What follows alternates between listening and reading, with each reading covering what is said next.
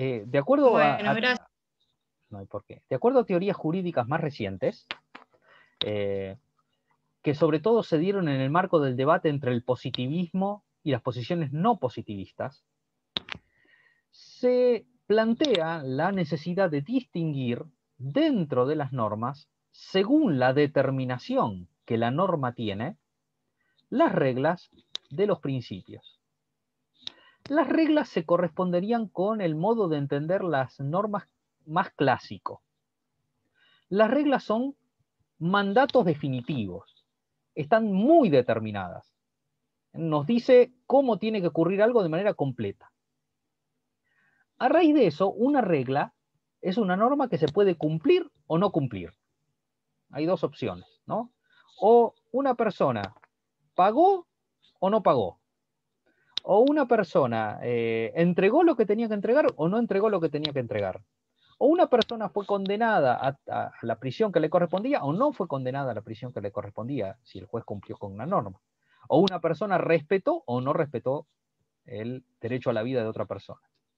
Y cuando hay conflictos entre este tipo de normas, las normas se excluyen. No pueden estar vigentes dos reglas contradictorias al mismo tiempo. O está una o está la otra. O rige esta o rige esta.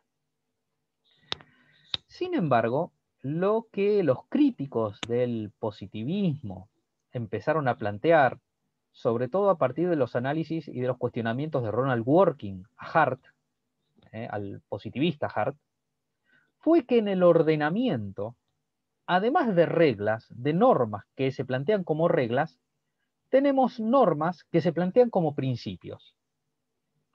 Los principios son normas que prevén no mandatos definitivos, que son cumplidas o no, sino mandatos de optimización. Optimización quiere decir realizar en la máxima medida posible. Por eso están poco determinados y se pueden cumplir en grados. Y cuando hay un conflicto hay que ponderarlos. Hay que atender, por ejemplo, el principio de igualdad, pero al mismo tiempo hay que atender también al principio del respeto a la propiedad.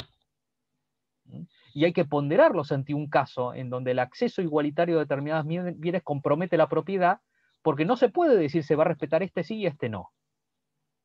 Y puede ser susceptible de grados, puede haber mayor o menor igualdad. Entonces, esta distinción entre la existencia de reglas y principios modifica profundamente el análisis de la teoría jurídica, porque razonar con reglas es mucho más sencillo, porque operan reglas lógicas claras, de exclusión de si es superior, inferior, anterior, posterior. En cambio, cuando están en juego principios, porque las normas consagran principios y no reglas, tenemos la primera cuestión, que es que el operador del derecho adquiere mucho más protagonismo y mucho más poder. Los que hacen operar, los que tienen las tareas del funcionamiento, del ordenamiento, pasan a tener un rol preponderante. No tanto el que captó la norma, el que hizo la fuente, sino los que la hacen operar, porque hay que determinarlos. Dicho de una manera, digamos, más concreta, esto supone un incremento del poder judicial respecto del legislador. Porque por más que el legislador pueda hacer reglas, el Poder Judicial va a tener que ponderar los principios, y muchos de esos principios tienen fundamento en tratados internacionales o en la Constitución que están por encima de la ley. Entonces se da una disputa entre poderes en relación con esto. Y a raíz de esto, vinculado con esto, está todo el desarrollo de las posiciones neoconstitucionalistas que nos plantean que en realidad los operadores del derecho deben procurar una vigencia efectiva de los principios constitucionales, sin esperar la regla que provenga de la fuente del legislador. Y en virtud de eso, se avanza desde la Constitución por sobre las reglas y más allá de las reglas para hacer vigentes principios.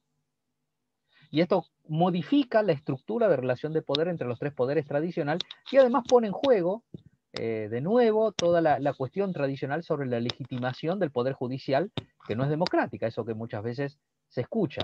Si a los jueces no lo votan la gente, no se someten a elecciones, no están sujetos a la renovación periódica, sino que son vitalicios y los designaron según determinados criterios técnicos y políticos de su momento, ¿cómo es que van a tener tanto poder en donde por la vigencia de principios pueden desplazar las decisiones de los órganos legislativos que producen reglas y son los que tienen que producir esas reglas, al menos con carácter y alcance general.